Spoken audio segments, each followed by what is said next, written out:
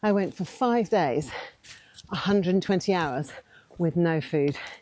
Here's what happened and the surprising results. Join me as I take you through my challenge of surviving for 5 whole days without any food. So you might be wondering why I decided to take on this slightly crazy challenge, surviving 5 days without food. My original plan was to do 3 days, but I got to day 3 and I just thought, I feel really good, I'm going to push on. And honestly, I've always been really fascinated by the body's ability to adapt to extreme conditions. But I never thought I could do it. And I decided to push myself on past the 3 days, which was on Wednesday, which was my original goal, because I reached that and I felt really good, to see how long I could go without eating and in order to tap in to the massive healing benefits of a much longer fast. So here's how I went for 120 hours with nothing to eat. Hey everyone, welcome back.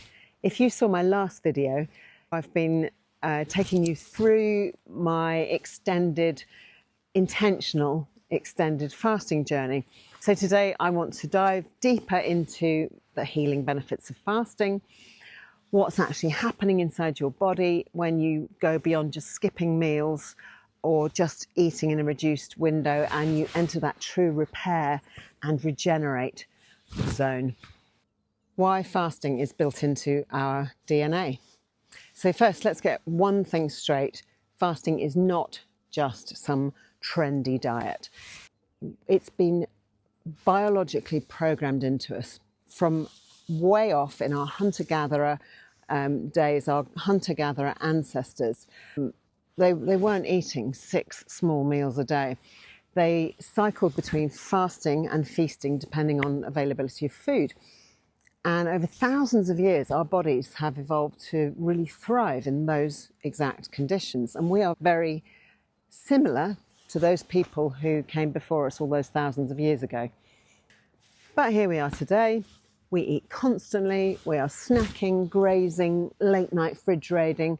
And that's just a big part of why diabetes, obesity, metabolic diseases are absolutely through the roof.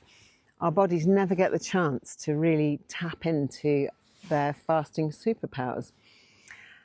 A gene has even been identified, and it's known by scientists as the thrifty gene. And this is the gene that enables us to switch between different energy systems to enable us to survive when there was a lack of food, when there was nothing to hunt, when pickings were very thin, back in the days of those hunter-gatherer ancestors. So what's happening in your body on days 4 and 5? So I've already been through days 1, 2 and 3. Watch my previous video. You get to day 4, you get to 72 hours, and that's where the stem cell regeneration starts. Stem cell regeneration. People pay tens of thousands of pounds for stem cell injections. Athletes use them to try and rejuvenate joints where they've lost function or they've got pain. And this is really expensive stuff, but you can do it just by not eating. Your body, your amazing, incredible body will do the same thing. So what is happening on days 4 and 5? So by the time I hit day 4, autophagy, the self-eating that goes on when we fast, so the body's scouring around and looking for dead, damaged proteins, dead cells, even destroying precancerous cells. And also your cells are literally self-eating. That's what autophagy means. And this is where fasting is being studied as for cancer prevention and also for longevity. Number 2, ketones are supercharging my brain. Have you ever felt that clarity on a longer fast, that mental clarity? That was crazy. I'd never experienced that before because I'd never fully fasted properly. I thought I was fasting properly when I went to 50 hours, which is just over 2 days. But from the experience I've just had, it shows me that actually, no, I really hadn't stopped. I hadn't got out of the sugar burner state and started using my fat for energy. So if you've ever felt that clarity, that mental clarity, it's because ketones are fueling your brain, reducing inflammation and even stimulating new neuron growth. Imagine that. You're regenerating brain neurons. Wild, amazing stuff. It was thought until quite recently that once you'd lost brain ability, there was no getting it back. Things like dementia and Alzheimer's, they've been trying to treat by slowing down dying neurons in the brain. And in fact, what you can do to boost brain activity is to get into this state of deep ketosis. So it also reduces inflammation, and like I said, it even stimulates this new neuron growth. And fasting, therefore, is like a reset. It's like a reset button for the brain. It's like restarting the computer. A few years ago, loss of brain cognition was just considered permanent. Oh, it's quite cold out here. It's making my eyes water. My number 3, my immune system is rebuilding. Around 72 hours, your body starts creating new white blood cells and replacing the old worn out ones. And if you are somebody who struggles with an autoimmune disease like Parkinson's or late onset diabetes or type 2 diabetes brought on by poor diet, or psoriasis or rheumatoid arthritis, these are all immune conditions. You might just be able to reset your immune system by undertaking to do longer fasts. Fat stores are finally being accessed, and a 36 to 48 hour fast is when your body really starts pulling from stubborn fat reserves. This is especially pertinent if you've been stuck in a weight loss plateau. And number 5, my gut is healing itself. So the longer I fasted, the more my gut microbiome, the garden of gut bacteria inside me, rebalances and starts to flourish. And harmful bacteria die off while the good guys get stronger, and your digestion improves, and you're even reducing inflammation as well. So all of those things are happening from day 4 onwards. Day 5, which I reached today, I've eaten now, so my fast is finished, but I was apparently experiencing really deep healing and this amazing stem cell regeneration. My ketones this morning when I measured them were, wait for this, I've been measuring my ketones for the last nearly a year, since I started Candy Frazier's program last year in May, and actually before that, because I was doing an elimination carnivore style diet before that to try and fix my gut. And my ketones, are the highest I'd ever seen them go was 1.9. And it was always said that if you haven't got lots of body fat to lose, if you haven't got tons and tons of fat to lose, then your ketones are never going to really get that high. My ketones this morning were at 4.1, which I nearly fell off the stool when I did the finger prick blood test. I was just absolutely gobsmacked. So it was day 5, and I'd already planned how I was going to finish my fast. I went for lunch with Simon, who's back from his trip, and we went to a really nice place that does steak. Very simple. I took a little jar with me with my sauerkraut and some of my yogurt in it, and so I would have some good gut microbes, stuff to feed my gut microbes, and a big old steak, and it was absolutely delicious. But prior to eating that steak, I had a couple of hours earlier, I had a cup of bone broth, more of the bone broth that I've been eating all week, the stuff I made on Monday from the bones I got from the butcher. And about half an hour before I ate, I had a butcher, because that is also really full of great bacteria for my gut buddies. I walked down to Andorra la Vella again, which is about 7.5 kilometres. I had so much energy through the whole time. Once I got out of the sugar burner system, which happened after 48 hours, I've had just copious energy, so that was never in question. This morning, I won't lie, I had to stay very close to the bathroom because what's clearly known in longer fasting circles as disaster pants happened. I needed to get to the loo pretty urgently. That's the first time all week that's happened. 3 times later, and I thought I was quite safe to leave the house, but that's just a result of having nothing but water and electrolytes, coffee with butter in it, and that fatty bone broth, which actually I stopped 2 days ago. I decided to stop the bone broth And that's when I saw my ketones go really high to the 4.1 that they were at this morning. This is really the most uncomfortable, hillside to sit on because it's covered in really spiky pine needles, but the light's good out here. So fasting versus dieting. Why this works, what's the difference? The best part about fasting, unlike dieting, is it's not about what you eat, it's about when you eat. Studies show us that even if people don't change their diets, even if they carry on eating exactly the same type of food, and obviously they're going to see far better results if they stop eating ultra-processed foods and harmful seed oils and all the sugars and all the starches. However, even if they don't change their diets, they simply shorten their eating window. They experience reduced body fat, lower insulin and blood sugar levels, less inflammation being the kind of root cause of all the other problems in the body, and better mental clarity and better energy. Because it's not about starving yourself. Calorie counting and reducing your calories has been proven time and time again not to work long term, and yet people still cling on to the idea that this is what they need to do to lose weight. And sorry to tell you this, guys, if you're still counting calories, please just stop. You don't need to. You just need to eat real food and plenty of it, but it's about the timing. You should never be starving yourself. It's about giving your body the break it needs to do its job properly. And when you are eating, it's about eating enough to satisfy your body, to satisfy your hunger pangs. First off, who wants to be hungry? It's absolutely bloody miserable. And secondly, to just have enough nutrients so that your brain can stop telling your gut that you need to eat more food. People who eat a high carbohydrate diet, very low quality, but high carb, high sugary foods, their brain is constantly telling them they're starving. Even when they're eating thousands and thousands of calories, the brain tells them that they're still starving because it hasn't had the signals that there's been enough protein going in.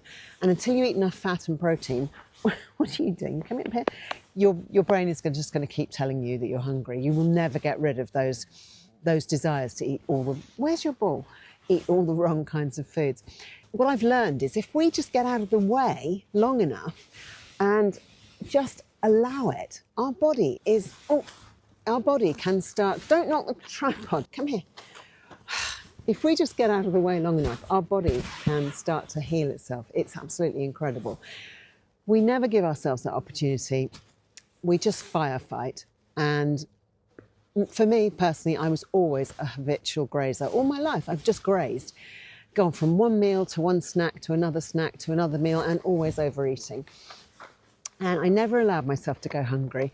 And then I brought up my children the same way. And I look back, I'm so regretful of that. I'm so sad that I didn't know what I know now then when I was bringing up small children. But no point in looking back. You can't change the things that have gone. All I can do is help them to understand their bodies so that they can go on to make good choices for themselves in the future. So how to extend your fast safely. If you're thinking, Emma, I want these benefits back, how do I make it to 48 hours or more? Here are some tips that got me through up to day 3, first of all, and then through days 4 and days 5. Number 1, electrolytes, absolutely non-negotiable. A little salt, magnesium and potassium. That's going to keep you from feeling weak and lightheaded. Sally K. Norton, who wrote the excellent book Toxic Superfoods, which is about the toxins that plants contain and how some contain a lot more than others, which will damage our guts if we eat too many of them or eat them if they're not prepared in certain ways. Beans need to be cooked long and ideally fermented and then cooked in order to put them into a state where they aren't going to damage our guts when we eat them. She wrote that book. In that book is that recipe for her electrolyte mix, which is the one that I make up at home because I don't want to buy them. I don't want to use electrolytes that have got artificial sweeteners in them. And also they're bloody expensive.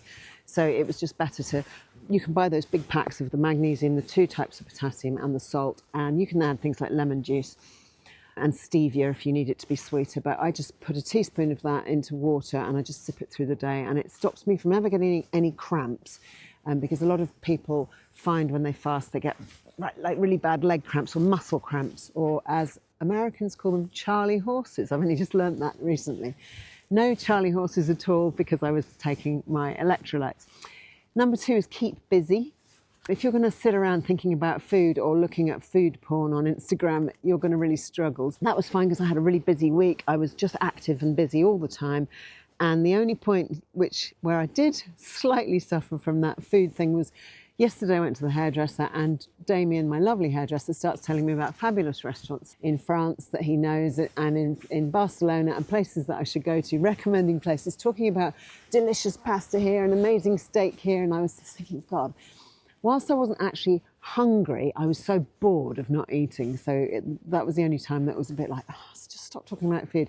All the other times I just got busy and it was absolutely fine.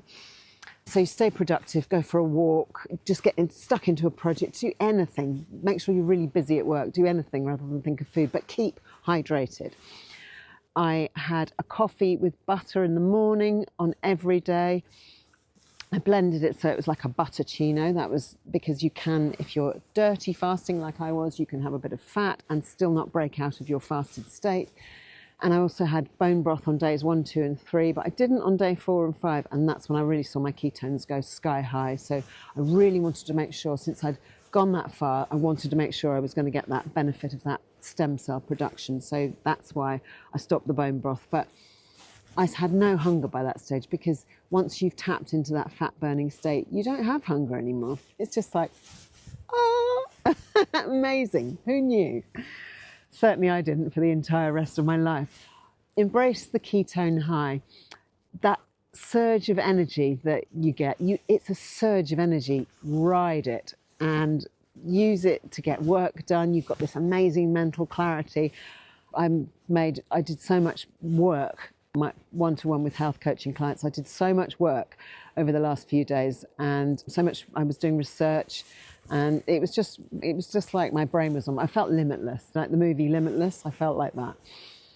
Remind yourself why you're doing it. Number 4, you're not just skipping meals. You are reversing aging, you're healing your body, and you're unlocking a level of health that you didn't know existed. You're turning back the clock. Look up, if you haven't already, look up Dr. Sean O'Mara. See what he's done with his 61-year-old body. As Candy Fraser has said, he has a body that he looks like the statue of David. He looks bloody amazing. He's 61. He's muscly and just looks incredible. But if you look at pictures of him at age 48, before he started turning his health around and optimizing, using fasting, changing his diet, he just looked like a fat guy with specs. Sorry, Sean, but you did. And interestingly, he has an identical twin who doesn't follow all the regime that he does. And his identical twin looks nothing like he does. Even though they're identical, it's so much about lifestyle and the choices you make, not just the cards you were dealt when you were born, not just about genetics. It's about what you do and, importantly, what you put in and what you don't put in. Another thing that I wanted to address with my longer fast was potentially having a fatty liver being the aim when they force feed ducks and geese to make foie gras pâté, which is a delicacy in France, hideous practice. However, it's what we do to ourselves when we eat so much sugar, when we have such high quantities of sugar in our diet. We give ourselves, and we can create for ourselves, fatty liver. You can also do it with overuse of alcohol, but sugar will do it on its own. And because my blood sugar levels were still much higher than I would have expected, considering that my diet is, just going to squeeze under this fence, my diet was so low in sugar that I'm eating now, I could only assume, without having had this tested, that it was because I had fat in my liver, which obviously takes a long time to clear. But the fastest way to clear a fatty liver, the fastest way to deal with that condition, is to stop eating, to do a longer fast, and then your body can get at those fat stores in your liver and start to clear them out, which means the liver becomes more efficient. So it's like a massive detox for the liver. And since I spent decades eating way, way too much sugar, I was a complete sugar addict, I think that I'm hopeful that my first long fast will have gone after that, and that's why I will continue to do longer fasts over the months until I see those blood sugar readings consistently coming down into the 50s and 60s rather than the 90s and 80s, 90s and over 100, which is what I tend to see when I do my blood sugar readings. And that's because I've been testing my blood sugar for a couple of years now, and I've also worn a continuous glucose monitor a few times, so I've mapped it. Yes, Sean O'Mara, amazing. Look him up. He's written books. He has a 30-day reset program, which is incredible. And he's studied over 6,000 people for a study he undertook for the National Science Foundation in America. And he did MRI scans, where you scan the inside of the body to look at the fat inside body. And he's done these on well over 6,000 people to show the connection between visceral fat and disease. And this is how you get rid of visceral fat, by fasting. Should you try a longer fast? Not everyone needs a 5-day fast, but if you're looking to break through a weight loss plateau or boost your brain function, heal your gut or your immune system or an immune condition, reduce inflammation, reset your metabolism, get rid of your visceral fat. I'll see if I can stay on this hill a bit longer without being prickled by, pine needles. If any of those apply to you, a 3 to 5 day fast might be worth a try. This is something that I will probably go on and do, probably not every month, but I carry on doing my normal 1 to 2 day fasts, but I'd probably go into a 3-day fast maybe once a month, and a 5-day fast maybe once every 4 or 5 months, something like that. Certainly if I've ever been on holiday and I just need a reset, when you eat too much over a period of time, or if I ever feel a cold coming on, I'm just going to fast, because now I know the healing benefits. Now I know how strong those healing benefits are. I want to make full use of that. And as always, do consult with a doctor or health professional before embarking on any radical change of diet or behaviour related to your health. All right, we're nearly finished. Give me the ball. Bring it up here. So that was what was happening on days 4 and 5 of my fast. It's not just about skipping meals. It's about tapping into this incredible healing mechanism that's built into our biology. If you found this interesting, drop a comment below and tell me what's the longest fast that you've ever done. Or if you're new to fasting, what's holding you back? Let's talk in the comments. And if you want more guidance on fasting or sustainable fat loss, make sure you're subscribed, because I'll be sharing more strategies, more science, and more of my own personal experiences to help you on your own health journey. Thanks for watching, and I shall see you on my next video. And if you haven't watched my video about the 3-day fast, I'll put a link at the end here. Happy fasting. Bye for now.